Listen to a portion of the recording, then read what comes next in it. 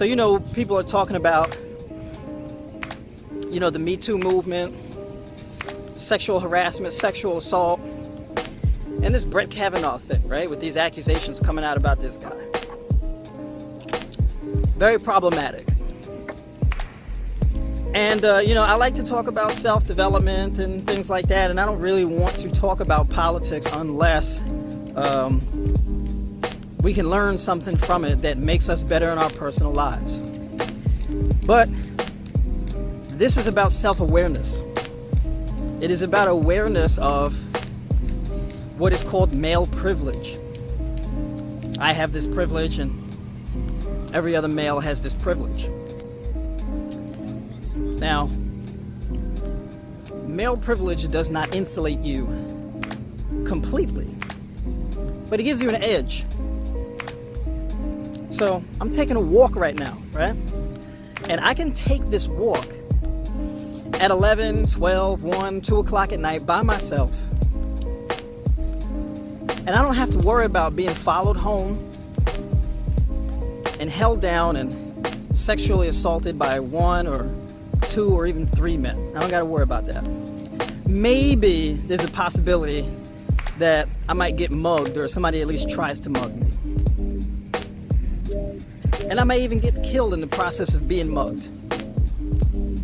But the odds of it happening to me versus it happening to a woman is a pretty big gap there. So I came across a question that I saw on Facebook, and the question was, it was posed to women, and this question was, if all men had a 9 p.m. curfew, would you feel safer walking at night? And every woman unanimously said, yes, I would feel safer. This is a real eye-opener when we're talking about something like male privilege. Because it is a thing, right? Now, you as a guy, you may not think anything of taking a walk or a jog or whatever at night. You may not think anything of it. But it is a very different thing, and it is a lot riskier for a woman to do. Because in her mind, she can go out and take that walk or take that late night jog and maybe not come home. A good example of that would be, women who get snatched up and who have gotten snatched up even in places like Central Park. About a decade ago or so, or even longer than that, there was a case of the Central Park 5, right? Where this woman got snatched up and murdered and sexually assaulted, raped in Central Park. Heinous crimes, right? But as a man, this doesn't cross your mind. And the thing is that one thing you got to understand, fellas, is that if a woman is weary of you, or men in general, it is because her number one threat to her safety is men. That's just how it is. Look, I wish it wasn't that way. As a man, my interactions with women would possibly be a bit easier if that wasn't the case. But she has to be weary of men. Who she talks to, who she makes eye contact with, and all that type of stuff. Who she gives her phone number, who she tells where she lives, and all that type of stuff. She's got to be a lot more protective, or at least she should, right? Because her safety depends on it.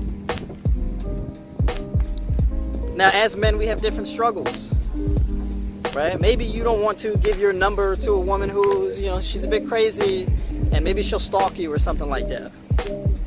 And she may be a nuisance to you, right? She may steal from you, key your car or something like that. You know what I mean? But you don't got to worry about her pushing her way into your apartment and raping you, right? And so there's a very big difference there.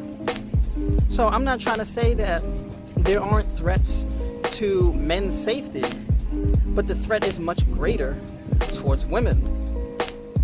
And I want to make that more aware. And so I want to make you guys more aware of that. And the reason why this is important is because, men, if you are out socializing and trying to talk to a woman, and she is a bit skeptical of you, or she's a bit standoffish, or whatever the case is, please do not take it personally. There's a lot of men who resent women because they're like, oh, she's rude, or whatever the case is, right? She's rude. She was standoffish for no reason. I'm not some creep, and she treated me like a. This bee is. I got a bee over here messing with my hands. But yeah, she may not really want to talk to you. You may say hello to her. She doesn't say anything at all, or whatever the case is. She just keeps walking. Whatever the case is, please don't take it personally, because you don't know what has happened to her in her life. You don't know what type of experiences she has. You don't know what kind of fears she has. And it's very important to not take that personally and to have a bit of empathy towards that. Because you as a man would be way more open to a woman trying to talk to you. And you'd even be delighted to have a beautiful woman come and say hello to you. But it's not like that the other way around. Because as a man, your number one threat to your safety is not women. It's also men, right? So, I just want to say to have a little bit more sensitivity to the opposite sex. That's what I gotta say to the fellas. And to women, what I gotta say to you is, I get it. I understand. You're not alone on that. You don't just have women out here saying it. But there are men who also get it.